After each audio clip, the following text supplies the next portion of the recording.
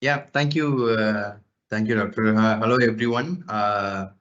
Yeah, so I'm from a company called Clinivo Technologies. As Dr. Balaji mentioned, we are a technology company who offer technology solutions, mainly the pharmacovigilance database solutions to a lot of PV clients actually. So we have more than 100 clients across the globe who are using our PV database. And just to introduce myself, I am Arun Kumar Devraj. So I have around 18 years of experience in the life sciences R&D IT industry. So I have worked in the pharmacovigilance and vigilance clinical trials field more from the IT side. So I have been a developer and I have been an architect for many of the projects, and I have implemented various solutions as an architect to companies like Novartis, Merck, Bayer, Abbott, Ferring, and Otsuka, and to so many other clients. I have worked on their system developments, implementation, migrations, and support. So before Clinivo Technologies, I have worked with companies like Navitas.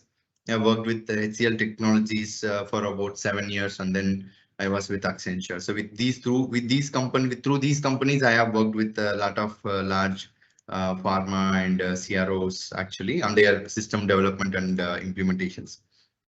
So today I wanted to take you about uh, what are the automations and what are the AI, mainly what are the AI use cases that are going around pharmacovigilance today. So we will focus more onto the pharmacovigilance.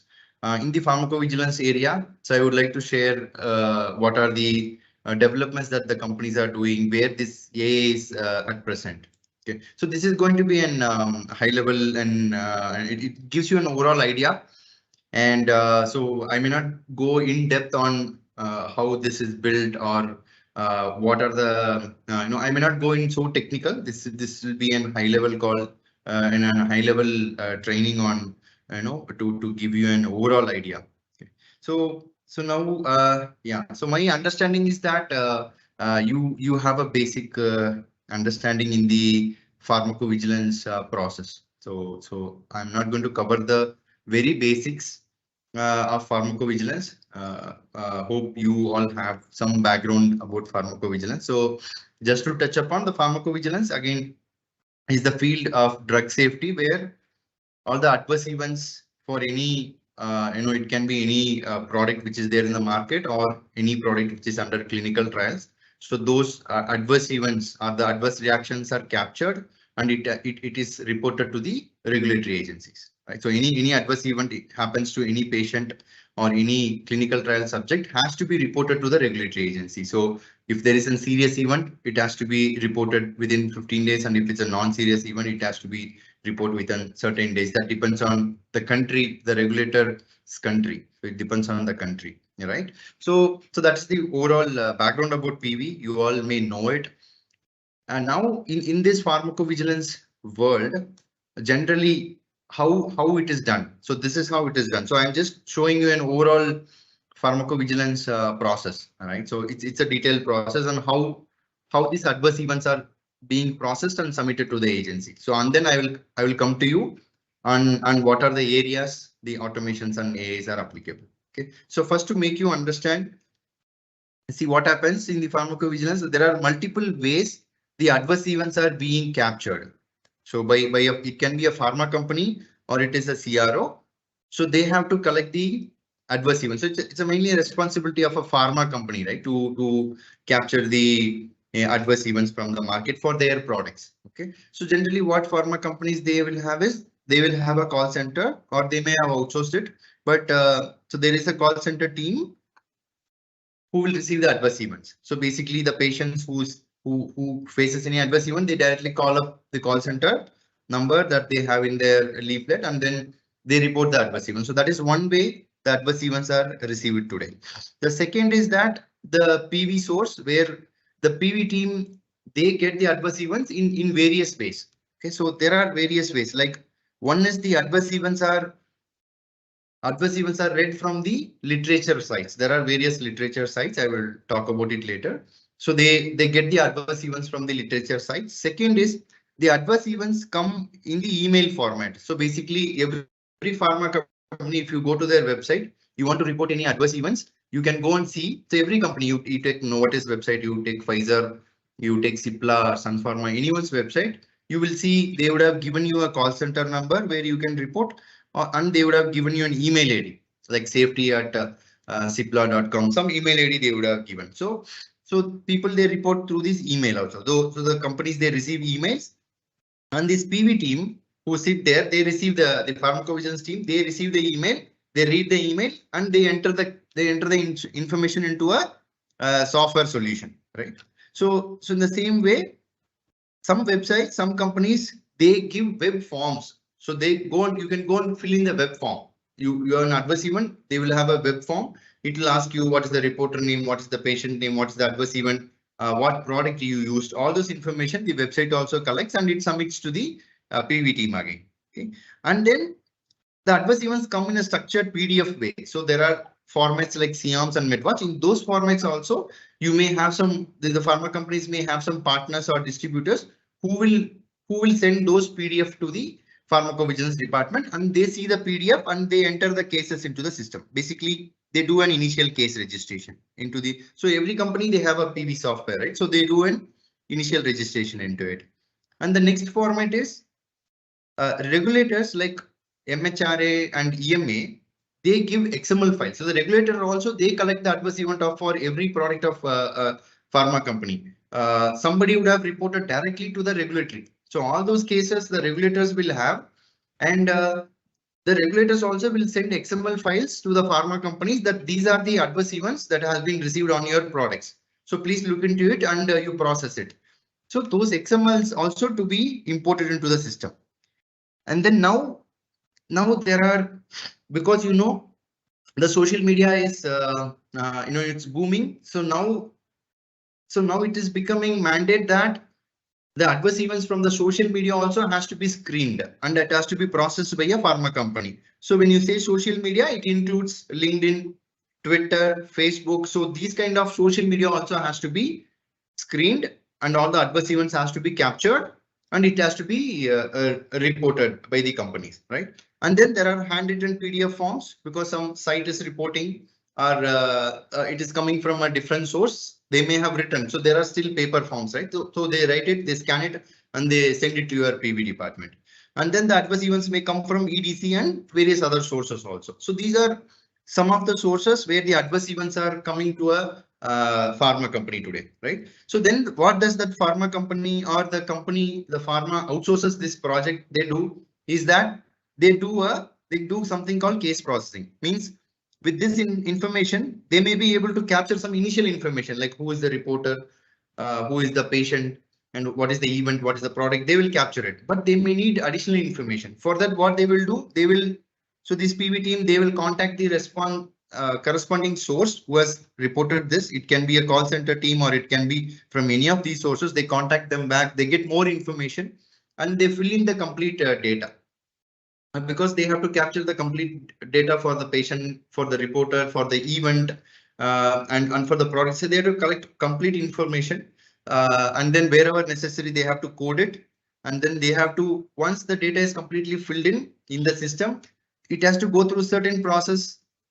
Like they have to go through a quality review to make sure the data entered is everything is accurate. And then it has to go for a medical review workflow, where the medical reviewer will see, he will assess that. He will assess whether if this event is related to the product or not related to the product, everything he assesses it.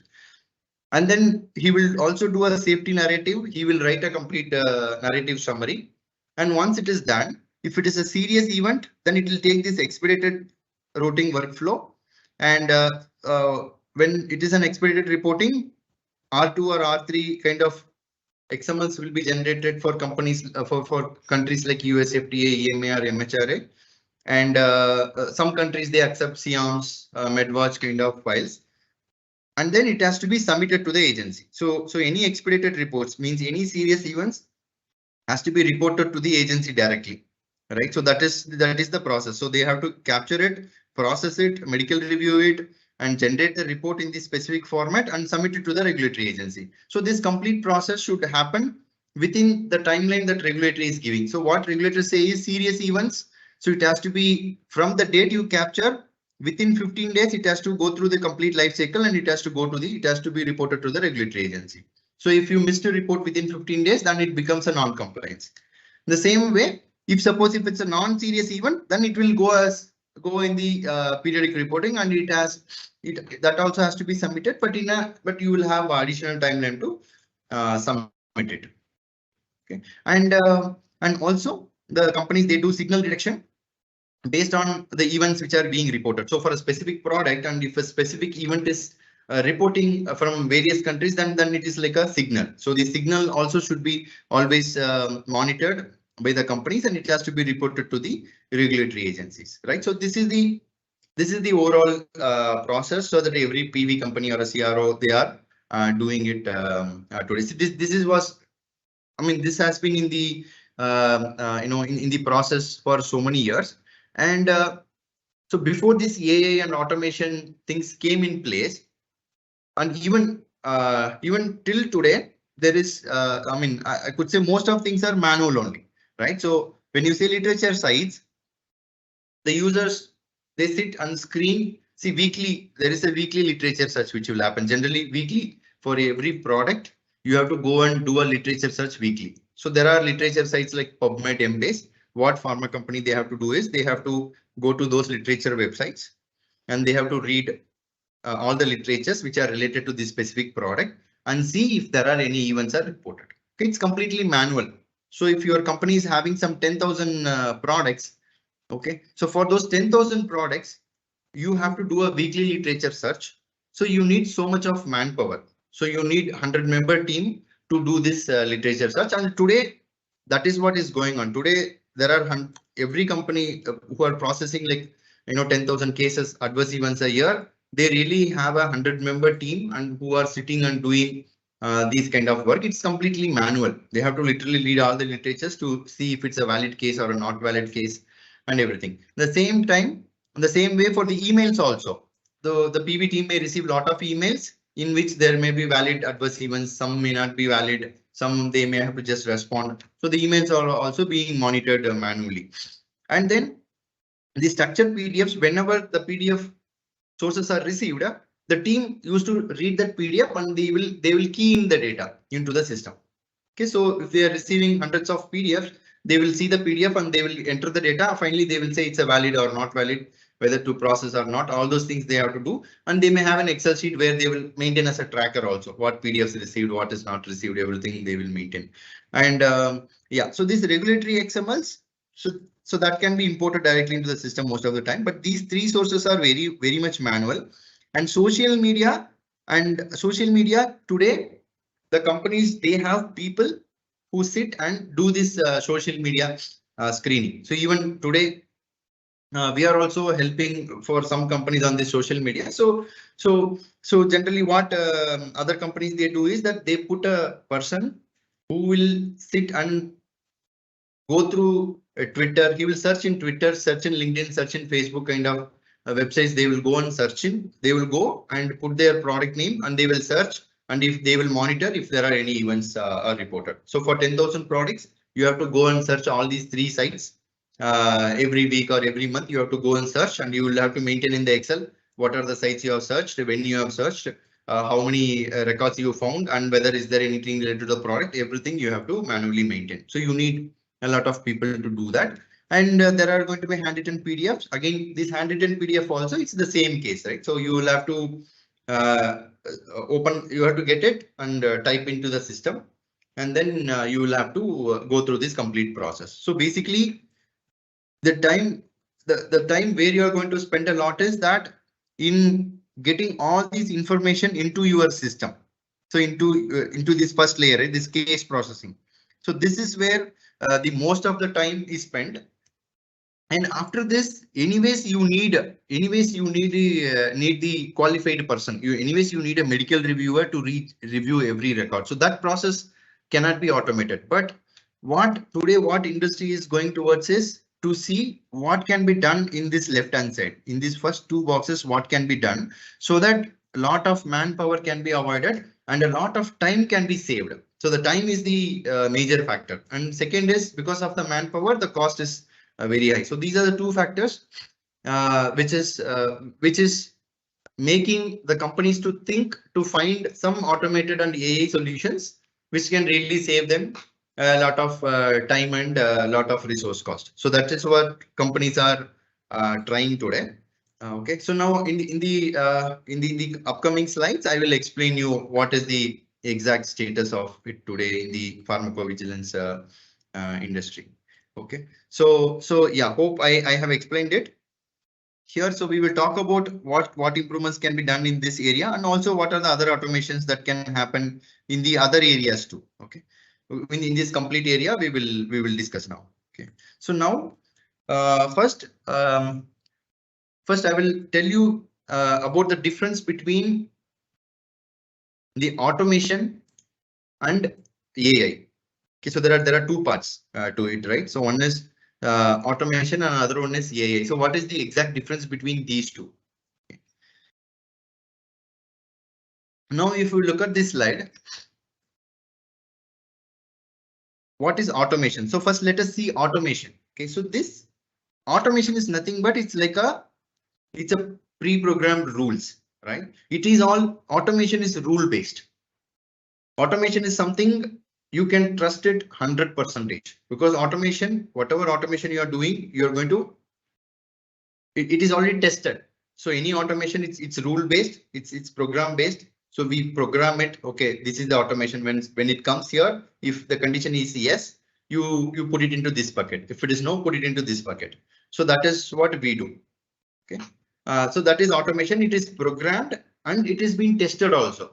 You could put the scenarios, you can test it, and you are sure that 100% it works fine. Okay. So now coming to the AI, which is on the left hand side. See the AI part, it is like mimicking your human ability, right? So now it is not rule based because if you see an unstructured data, if you see an data which comes in email, so nobody is going to write in the same template, right? So if suppose you have a template, say fill in the name, age, date of birth, then it can be automated. But in the email, they will not write like that. So they will write in a way that I am Arun, I consumed this drug today and I fell sick for 2 days and I have got some serious events. So it's like a story somebody will write and they will share it with you. So now as a human, we can read it and understand, right? So in the same way, a system should understand this. So it needs an intelligence to understand it. That's why that artificial intelligence is coming. That is what is called in as an artificial intelligence. Now, can AI? So for AI, so AI again there are languages like Python and there are other languages. They give some packages which can be used to do certain things, and some results can be extracted. So basically, this email also the AI can read and it can actually extract the information. It cannot be exactly like what a human can do, but AI can do a certain level with certain level of training, right? So certain level of history data we should have. So you should have a lot of history data on how if this record comes like this, you process it like this. So in that way, there should be a lot of history data stored so that slowly your AI will start working in a better way. Okay, so the day one when you implement AI, it's not going to give you an accuracy. So it comes over the period of time. So over the period of 5 years, 10 years, you should have a lot of history data on the training data. So basically this system has to be trained. You should have a lot of training data inside the system. Only then it can start performing closer to the accuracy. Otherwise, always the accuracy. So you will never achieve an 100% accuracy in the artificial intelligence actually. So when you can't achieve an 100% in the pharmacovigilance industry, where the where some events are reported to the regulatory. Okay, so the regulatory may take some decisions based on the signals that you have reported, the events you have reported, and it is basically it's a very critical data, right? It's a drug safety data, so we cannot go wrong in the drug safety data, right? So we cannot believe a machine, but still how PV can accept AI? So these are the two things that we will see in the upcoming slides. All right. So now I will first talk about some of the automations, because these automations also today it has saved a lot of time and a lot of cost to the companies, right? So I will explain about some of the automations which are there in place already, where systems like, so we provide those kind of automations, and there are systems out there in the market, they may also provide such kind of automation. So first I will explain you in the overall process, right? In the overall process that I have shown you first, I will explain you what are the scenarios that can be automated. And then we will talk about what are the scenarios that can be done using only the AI. Okay. So now some of the automation use cases in the PV world, right? The automation or they call it as robotic process automation. It is the one and the same. Automation is nothing but it's a rule based, right? It's a programmed and it is tested and it works absolutely fine. So the first use case is auto narratives. Okay, so there are a lot of PV systems which can give you auto narratives. Okay, so means the administrator will set up a template. Okay, and based on the template, the system will generate the narrative. So basically, the system will fill in the complete narrative, the patient number. So this patient, the patient number has faced this specific event on this date, and this is actually a serious event with the outcome of recovered. Basically, the template will be developed, and all the values will be filled by the system. Okay, so with this, what happens is, one is that a medical writer need not to write the complete narrative. So it saves a lot of time. Otherwise, the medical writer has to sit and write the complete narrative line by going through all the pages. So which is completely avoided. The system is going to consolidate all the inputs and bring you a complete narrative. So this is fully automated. And second thing is, it gives you an uniformity. One is it saves a lot of time for this medical reviewer. Second is it avoids mistakes because everything is put in one place.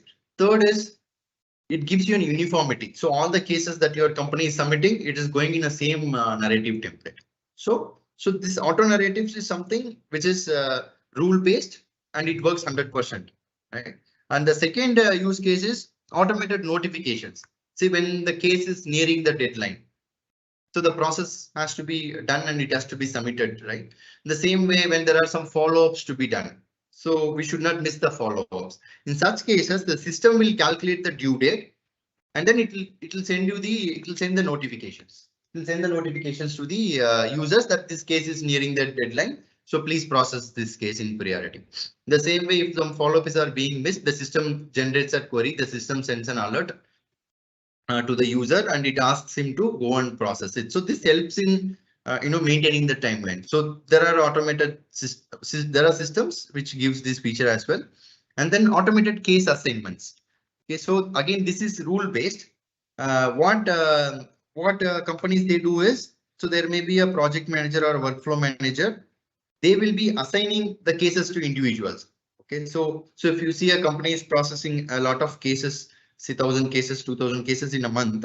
So there may be a lot of cases which will be coming on day-to-day basis, which will be registered in the system, right, from various sources. So there will be a project manager or workflow manager. He will be keep assigning that to different individuals, right? So he has to know how many cases. So in your team, if there are 10 people, manager has to know how many cases person 1 is working, person 2, person 3 is working, and he has to distribute the work to everyone.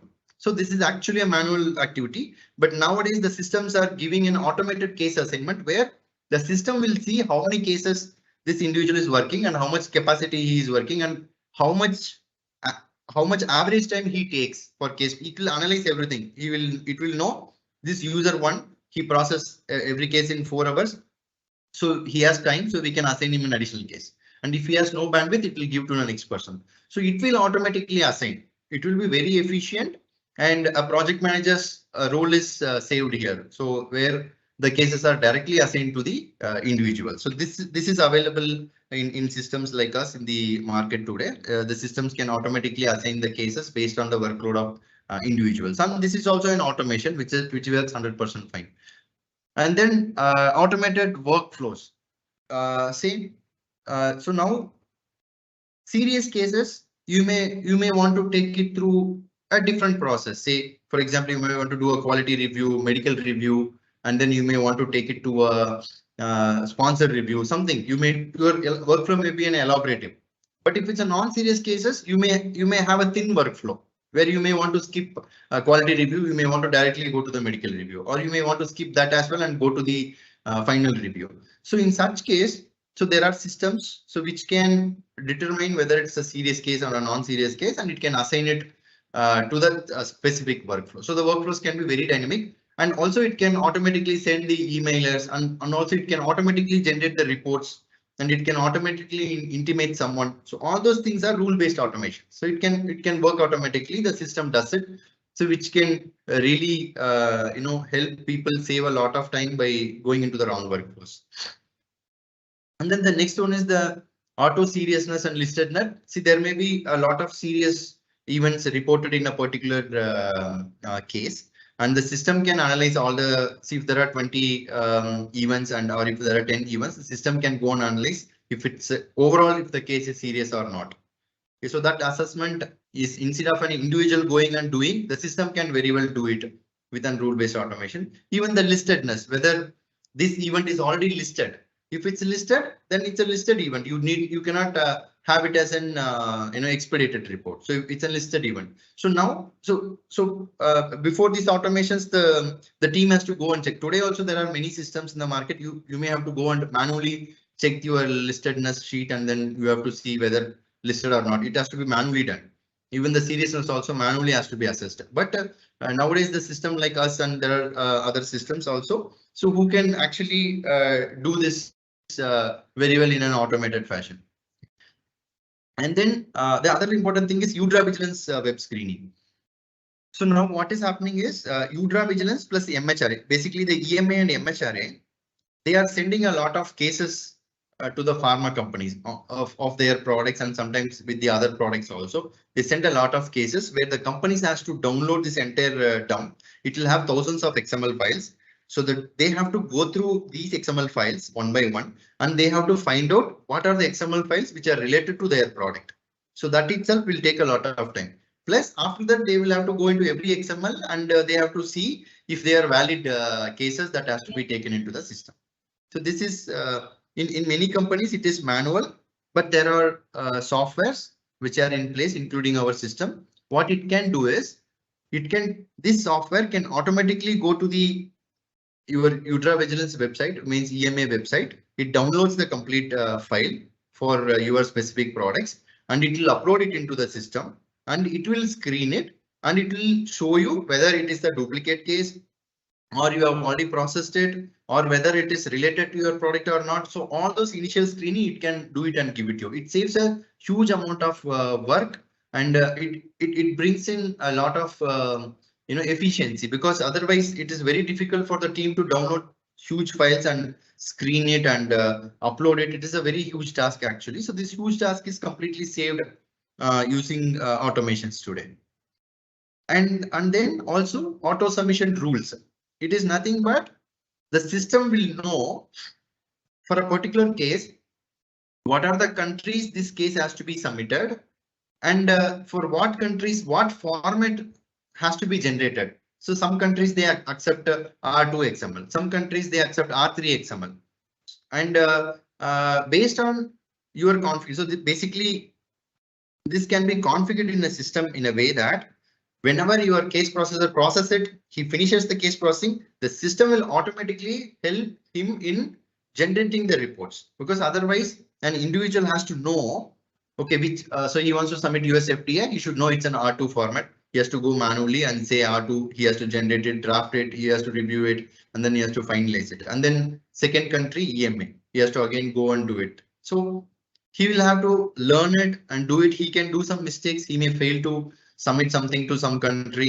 If a report has to be sent to 5 countries, he may send it to only 1 country. So there are chances of errors, and there is a lot of time involved in it. Instead of that, nowadays what the system does is that it will automatically generate all the reports. Once you finish your case processing, the system will generate all the reports. It will generate CIOMs. If you're submitting to some other countries, it will generate R2, R3, everything it will generate in one sequence. so that this person just goes and sees, okay, all my reports are generated, just click one click, it's submitted to the regulatory agency. So now the systems not only generates a report, but also it can be auto transmitted. So once the case is logged, the system will automatically generate all the reports, transmit to the regulatory agency and get all the feedback into the system. So that level of automation is also there. So it is there in our system. I'm not sure if there are other systems, but this kind of automation is there. So these are some of the automations that you can trust 100% because it is all rule based, and it is tested and it works 100%. So there is no issue in that. So any regulators also will directly accept it, and you can also accept it, right? And so these are some of the rule-based automations, as I mentioned. Okay, so this will really, one is that it will save your time, cost and a lot of efforts, and it brings really a lot of efficiency, and it can really help you in streamlining certain things and standardizing certain things. Okay, so now, so these are some of the automations, and there is another automation also which is there, which is trending in the industry, is that, so what previously what they used to do is, it is specifically for clinical trials case processing.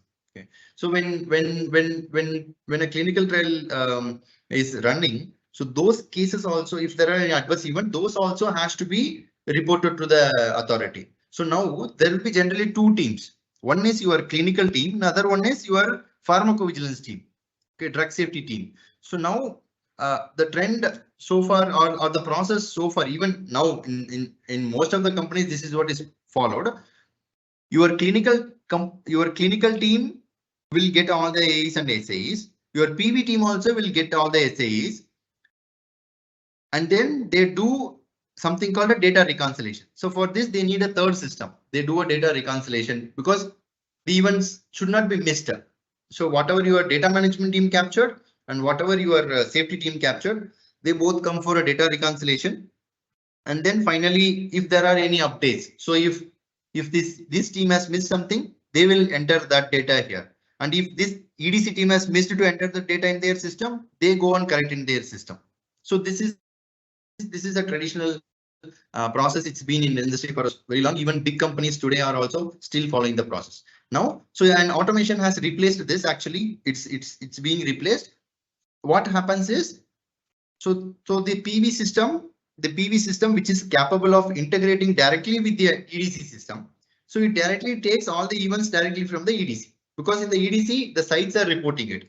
So site need not to do a double reporting now. The sites, they just report to EDC. From there, the events are directly captured into the PV system. The PV system is always in the sync with your EDC, and on an automated basis, the complete information is pulled into your PV system. So the advantage is that, one is that you are avoiding all these process. You are avoiding a extract from EDC, extract from safety, reconciliation, update. It is a huge process. So that complete process is avoided. One. Second is, many of the data is automatically pulled from EDC. So like in the PV, you may need a lot of data, right? So you need a patient details, medical history, conmed, lab data, so many things is needed. All these data are automatically pulled from the EDC. So it's almost like most of your case processing also done. Most of your case is also being entered. So this is a very specific automation which is currently being implemented in the systems like us. So and in the future, we are also thinking this may be followed by many other companies also, which really saves a lot of time and effort here. Okay. So now this is also an automation. So these are some of the automations that we have brought in our system, and we have implemented to our clients, and so they are very happy with how the things are going. So it's from my live experience. And so now we will move on to the AA use cases, right? So now going on to the AA use cases. So based on the sources that you have seen, right? So based on the sources that you have seen, I will just go back to that flowchart once again. So now, based on this, what we have seen, right? So now, see, now this regulatory XML I have shown you, right? I have shown you the XMLs. There is an automation in place. So one of the source, right? One of the source which is being processed and which is taking a lot of time, it can be just automated, right? So using this Udra Vigilance Web Screening module, this automation module, this can be completely automated. So whatever efforts you have put in reading these XMLs and downloading it and importing it. This is completely saved now. I mean, whatever work an individual may be doing for 1 week, it will be done in few seconds by the system. So this is one, which is an automation. It is there with some systems like us. So this can really save a lot of time and effort. Okay, that is one. Second is this EDC and other sources, as I have shown you. So instead of bringing in different formats, the system can be directly integrated. Directly integrated with your PV system like this. If the PV system is capable of integrating directly with the EDC systems, then it is done, right? So then this also can be completely automated. You don't need any AI or anything. So these two things just need an automation, right? So with this automation, you can achieve this.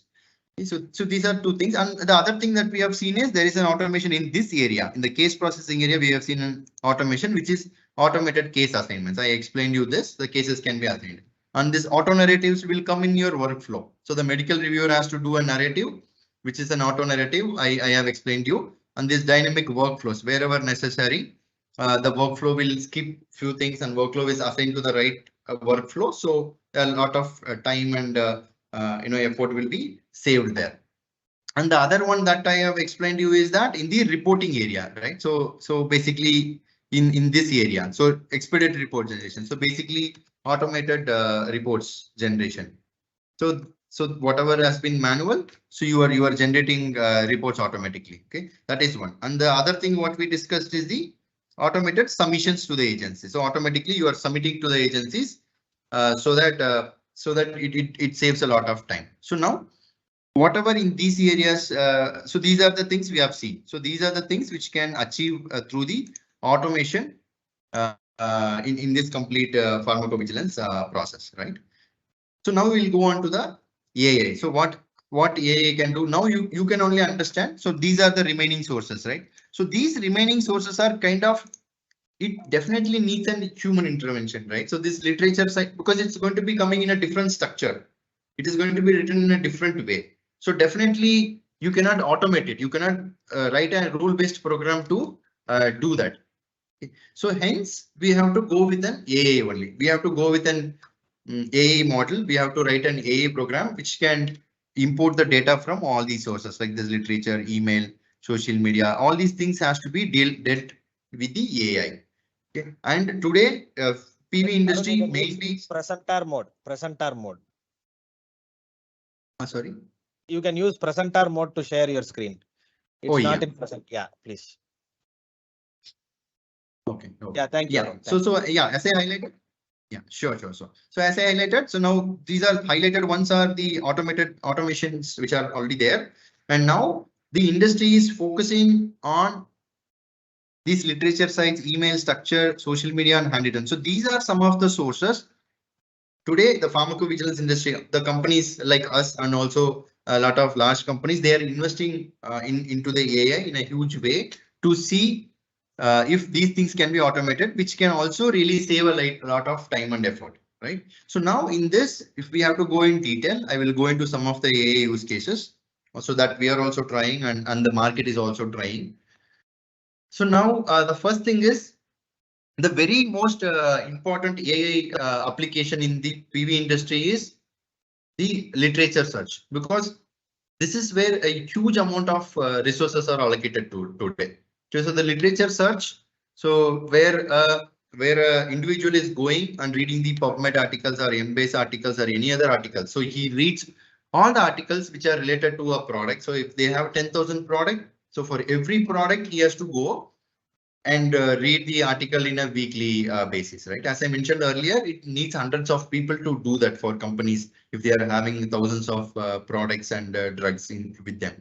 So they have to literally go to every article, they have to read it, and also first thing is they have to read everything and they have to make what are the valid articles, and then if the valid articles, if so, this is what they do it, right? So first they have to screen.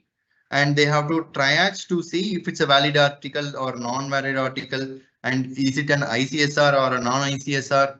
So those things they have to do, and then they have to take it for a data entry. After that, it will be going for a data entry and it will be processed, right? So now what AEB system does is, so now there are systems, there are tools in the market the tools are already there in the market, which does this automatically. So the tool is connected with PubMed in real time. The tool is connected with the PubMed in real time, and it gets it automatically the search which an individual is going and searching. The system is it is fed in the system that do a weekly search for these products. So the system every week it hits the PubMed and it lists down all the articles for a specific product. It applies the search thing. It gets all the articles. It loads into the system. So that is the first step. It loads all the articles. That is first step. That is an automated step, right? So if you write a rule-based program also, it can go to PubMed. It can get all the articles. So that is first step. The second step is very important, where the AI reads the article and it goes through the key parameters, like it goes through it reads the event. Okay, so it reads the event. So it says heart attack, or it says nausea. So if it sees the event and it classifies it, if it's heart attack, it classifies, okay, it's a ICSR case or a death case. And second thing it will do is it will go to the value of it will search all the words and it will match it with your MedDra dictionary to see if there is. So this heart attack will have a match in your MedDra dictionary, right? So it goes and matches with the MedDra dictionary and it finds it's a valid serious event. And then it categorizes. So based on the patient information it is entered, it categorizes whether he is an adult or is an child, and all those categorization. The age group, it tries to understand the age group, and also it tries to understand if that product is really related to this event. Because it would have been written that this patient has consumed this drug, but he has consumed some other drug also. So whether it's related or not related, we don't know. So this AI-based intelligence, it reads the complete thing. It extracts whatever information it can extract. So first it extracts patient information, the event information, and the product information. Whatever it can extract, it extracts that information, and then it tries to categorize it. First thing is it tries to categorize if it is a valid event to be processed. Now the company's first step, what the companies are really wanted is, when they go and search in this PubMed for those 10,000 products, they are getting 1 lakh articles. Out of this 1 lakh article, instead of going through this 1 lakh article, can we go through only 1,000 articles which are really related to our product, which are really valid? That is the first step the companies are trying to achieve. So basically this AI system, the first step what it gives you is that validity of this article. Because if you are able to screen down from your 1 lakh article to 5,000 articles or 1,000 articles, if you are able to screen down to that number, then for your team it's only the 1,000 articles that you have to go on screen. You need not to go on screen 1 lakh article. So that is going to save your 95% of the time which you are spending in screening, right? So that is the first step these AI-based programs are doing today. It screens your 1 lakh articles and it shows the validity that only these 5,000 articles are valid because these articles has your product name. This article has some valid event and this article has some valid patient. So this is what it does. This AI program, they search for these 3 things and it will see if it is really related to your product, and it will say if it is related, it will say it's valid. So it will show you in the screen. Okay, we have screened 1 lakh articles now, 5,000 valid articles. You can just filter and you can start doing the next step only for this 5,000 articles. So 90% of the time is saved here. So this is the first step. Okay. So in this, how the second step, it can also classify stating that it is a valid ICSR case. If it finds that event is a serious, it will say it's a valid ICSR. Second is, or it will categorize it's a non-ICSR. Third, it will say additional review required. Okay. So basically, one is it will put as valid. The second column you will see is it will also hint you that it's an ICSR case. It's a non-ICSR case. And if suppose the AI system has any doubt, maybe it cannot categorize it very accurately, then it will tell you additional review is required. So then by looking at that comment, you will know, okay, so then this case needs some additional review. So only those cases your team can review. You need not to review all the cases. All 1 lakh cases you need not to review now. You have to review only the cases the system wants you to review. And somewhere it will say failed because the system failed to understand a specific literature, then it will say failed. Then this also you have to go and review. So basically what you will be doing, you will be going and reviewing only these two cases, maybe some 2000 records, it couldn't do it. So it has put 2000 records for your review, and it has already screened valid ICSR, non-ICSR.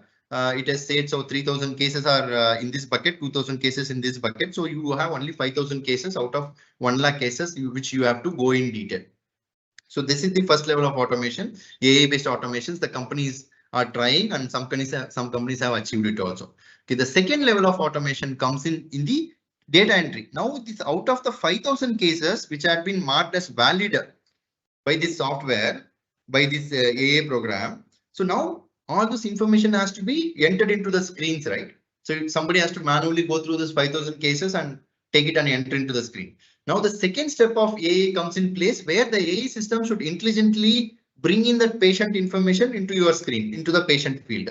It should bring that event into the event field, should bring that product into your product field. So that is the second level of AI based automation, wherein it pulls all the information and enters into your screen, so that you need not to do the complete data entry. It is already there in your screen. So for the valid, out of this 1 lakh, you have 5000 records. In that 5000, your 5000 records are already entered into your screens. If you just click on one case, it will show you the screen with all the data entered. So your work, so that you don't have to enter that 5000 cases also inside it. So that is what the second level. So there are only two levels. One level is your validity check and screening and triage. Second level is bringing that information onto the screens, right? So these are the two levels of AI. So with this AI, if we can do it in automation, so then it saves the complete effort. The screening and entry, if it can be completely saved, then we are talking about saving, in 100 resources effort here, right? So you will only need the reviewers to go and review it. Otherwise, you have the complete work as already sorted out. You can save the complete out of 100-member team. You only need a 20-member team to go and do the review. That's all. So and after the case processing also you can do a review, right? So that is the amount of savings that the companies are looking at today. It can really save a huge, okay, with this AI. And the second thing is that in the same way the social media cases also. This also has the same thing. See, now there are Python programs which can go and read Twitter, which can go and read Facebook, which can go and read LinkedIn also. Okay, so that also is being developed today, wherein the system automatically goes and monitors these three sites and brings in the information, does a validity check, and does an automated data entry, and it give it for your case processing. Okay, so the huge amount of effort is completely reduced here. Third is from your email boxes. As I mentioned, the safety email boxes, it comes in the same process. It's the same program. Only your source is changing. Instead of literature, it's going to read your social media articles. Instead of that, it's going to read your mail. But everywhere you need this AI only to read this, understand, triage, and do a data entry, right? And then the other sources, the handwritten sources. So where some documents you are getting in handwritten format and you have to fill it. So these are the four main sources for which the companies are doing this AI-based programming today to save a lot of time in screening all this. So you just imagine for a 10,000 products company to do a social media search on weekly or monthly basis, literature search, email scanning, and entering the handwritten documents. They need a huge volume of resources, and so that is what the companies are trying to see. And what happens is the pharmacovigilance is a cost to every company, right? So it's not going to earn money. So every companies are looking to invest in AI so that a lot of things can be automated and a lot of efficiency can be brought in. Right. So these are different sources, and these are the different processes that are there in the AI today in the PV world. Okay. And now out of this, what has been achieved? Okay, what is real time in the market today? Okay, so now on what are the tools that are used? So one is, if you look at the tools that are used, so the reading structured and unstructured data, there are OCR, right? So there is a methodology called OCR screening. There are tools for OCR. So this OCR is what is used for reading the information from any of these documents. So using this OCR screening, your data from so structured documents, when you okay, so it can be read even from the unstructured document, but again you need an AI. And the second level is Now to extract the information, now to extracting all the information and doing this screening triage and doing an automated data entry, you need a technology called NLP, right? So in the AI, it is one of the subsection, which is the NLP, which is used to extract the ICSR information into the right fields, right? And then, so this is just the reading and extracting the information. And then you need a decision making power, because here, when the AI is taking a decision, right? It's whether a valid case or not a valid case. So for this, there are specific type of methodologies which are available, like drug correlation, and there are so many methodologies with our. So based on some hypothesis and the statistics only, the AI will take a decision that it's a valid case or a not valid case, and definitely there are chances that it may go wrong also. So there sometimes a lot of cases, instead of valid, the AI may mark it as not valid, and the AI may mark it as valid also. Some non-valid cases also it will mark it as a valid. So always there is always a need of review, because there are chances the AI will go wrong here. The AI cannot be 100% accurate. That's what I told you. So now these use cases, it will give you the outputs, it will save the time, but not with the accuracy. So now if I go further, so the accuracy levels of some of these use cases that we have seen so far, right?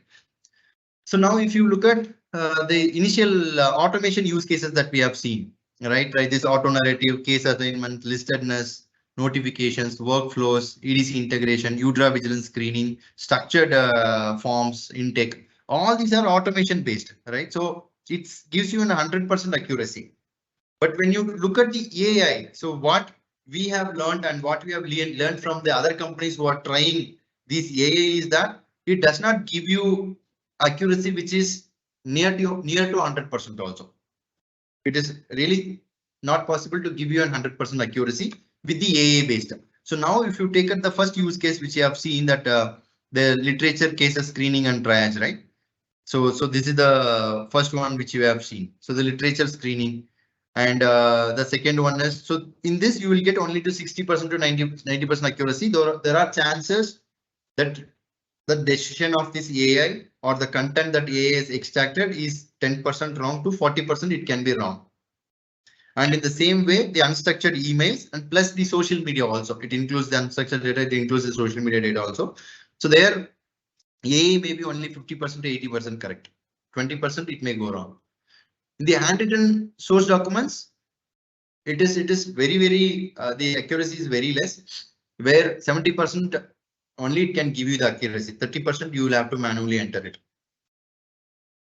Okay. So now this is the scenario, right? So this is the scenario. So now companies, so some companies, they really think that this AI can definitely improve. See, these numbers will improve. See, today this is the number, but when the technology advancements are happening, these numbers will improve, and it may give you 99% accuracy. So that time you can definitely, every company will move into AI only. They do not want to really have resources working on these jobs. Better, they want resources to be working in an efficient jobs.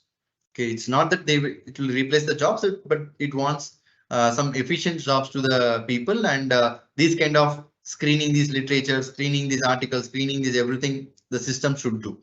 But we are not really very close to that.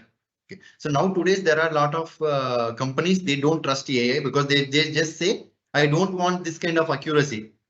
Instead of that, they will say, I will put more people. See, when it gives this kind of accuracy, you need reviewers to review the next step, right? So it will do this work, but this 10% it may go wrong here, it may go 20% wrong. So you need additional people to sit and review those things. So some companies, what they feel, no, instead of having a AI system and instead of having the team to do it, they will say, better I will only do it myself, right? So, but some companies, they wanted to really do it. So who will want to go with AI and who don't want to go with AI? So now what I have seen is that, so yeah, again, these are some of the points. So automation and AI. So as I explained, 100% it gives an accuracy, and AI, this is how it is. Now, second thing, AI is very expensive, right? AI modules, AI developments, AI is going to be very expensive, but automation is not. Automation anybody can do. So it is not so expensive, but AI is very expensive because they have to invest a lot of time, money and resources to first to gather the training data, test the data model and everything. So now companies whose case volume is very less or the number of products are very less, they will definitely not go to AI because their investment, instead of AI, they can invest on their resources only. They can hire more people and they can get their work done because their products are only 100 products. They are processing only 1,000 cases a year. They really don't need an AI system to do all these things. They are okay with their existing team, 20-member team to do this work. There are a lot of companies like that who don't want to invest on AI because the investment is so huge then that you could do through the resources.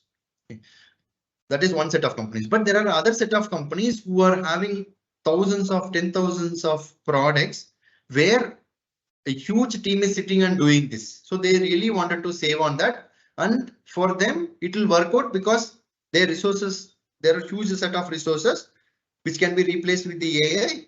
So they are ready to invest on the AI. So they are investing on AI. So today, if you look at only large companies, only large top 10 or top 50 companies are investing into AI, and they are, so you could say even in India also there are top 50 companies who are today investing in AI and they are trying in AI. There are CROs also, large CROs, they are trying in AI, but there are mid-size and small companies, they do not want to get into that area because of the cost of this AI is itself very huge and the accuracy is not there. So this is how there are different customers, right? Somebody they trust and somebody they don't trust.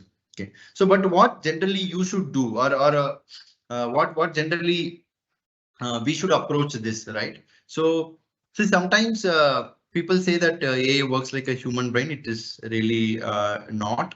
And intelligent machines learn on their own. No, we should be feeding the data to the machine, and it cannot be 100% correct also, right?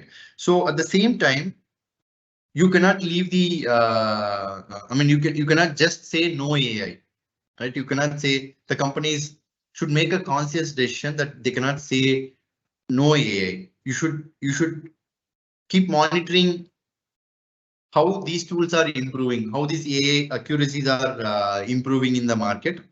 So now if you look at AI automates everything and brings in a lot of cost savings. So some people say this, and some people they say AI is nothing, is just a buzzword.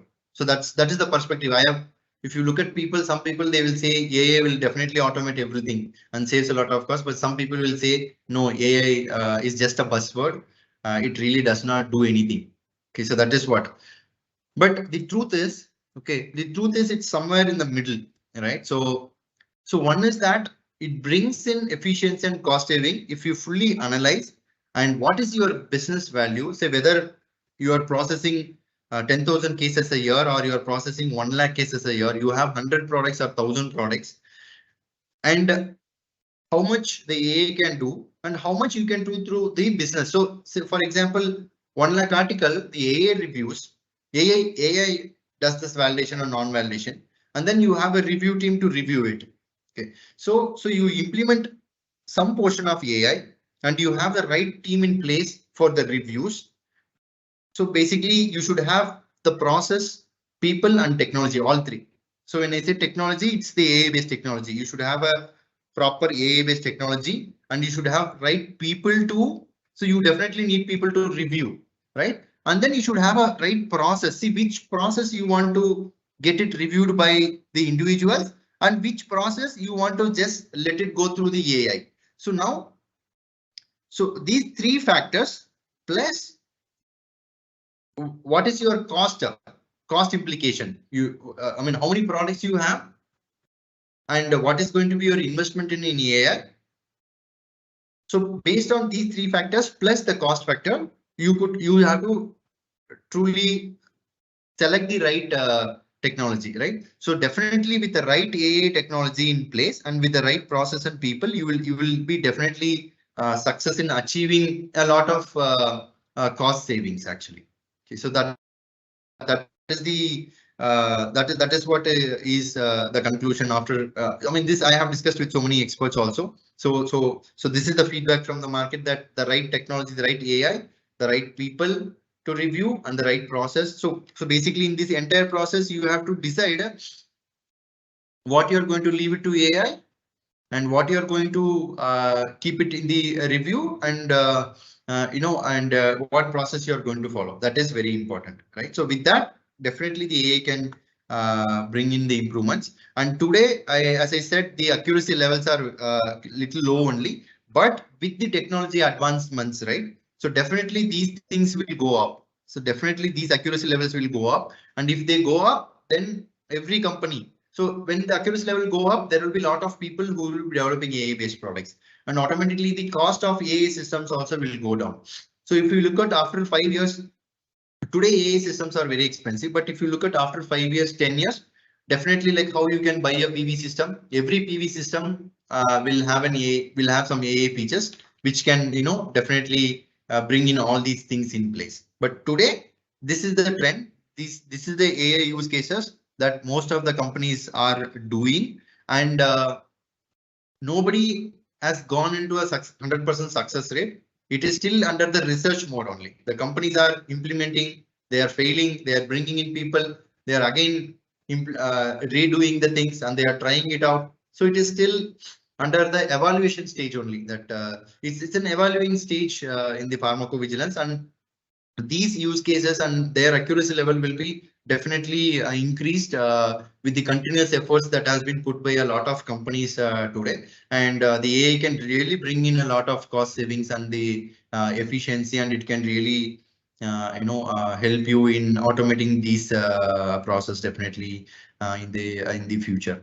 Okay, so this is all I want to explain you today.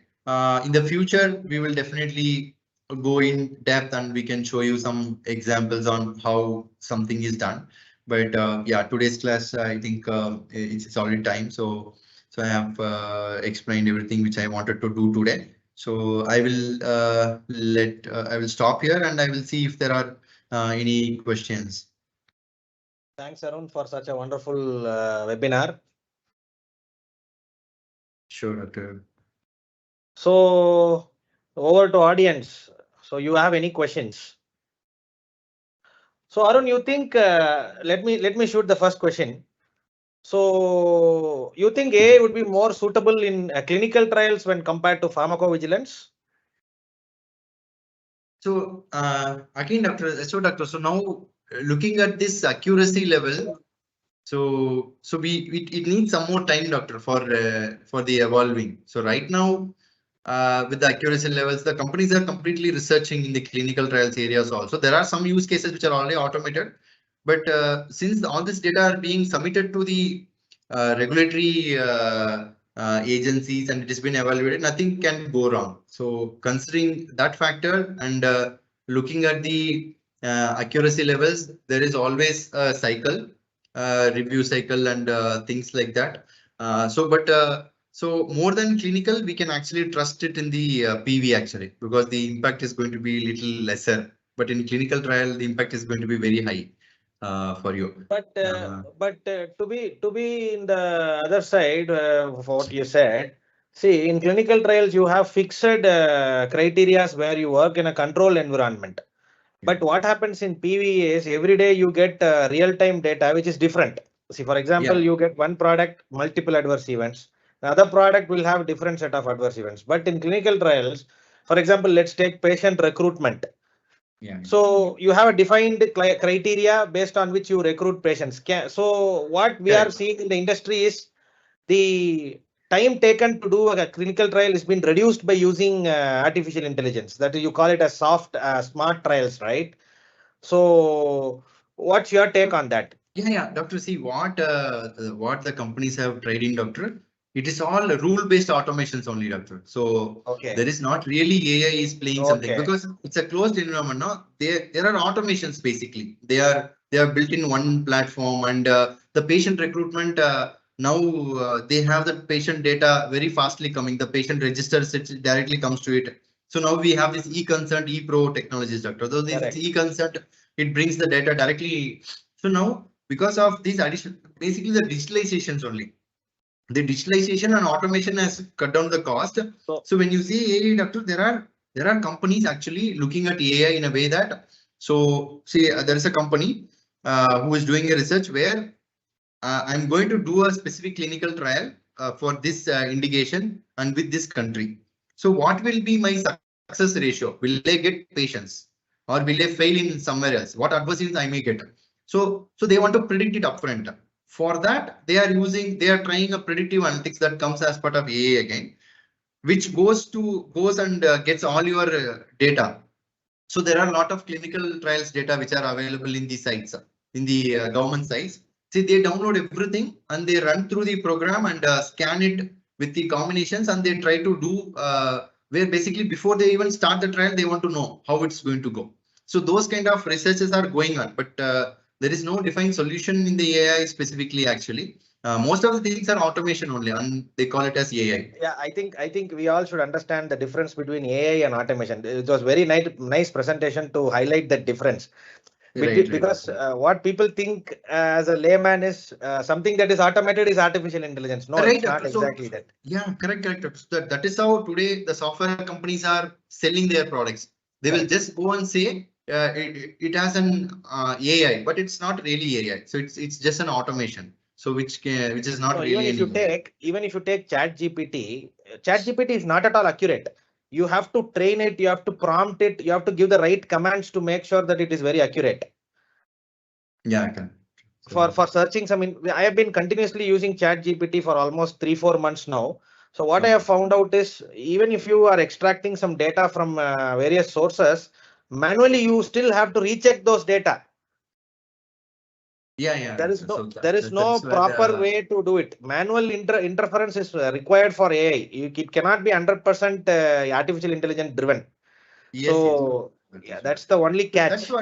That's the only catch factor. So only thing is you should weigh the benefit. Okay, instead of I am screening this 1 lakh article, if this AI can remove the complete junk articles by 90%, so that is a time saving. Then definitely you can go with the AI technology. You can just look into the abstracts, find out the keywords. You can restrict your articles to minimum number, and then the humans can do that. Further, yes. So it reduces a lot of effort. That is where that is where you can trust. That's what we should look at, exactly which area we are implementing and what is going to be the benefit. Then we can go with that actually.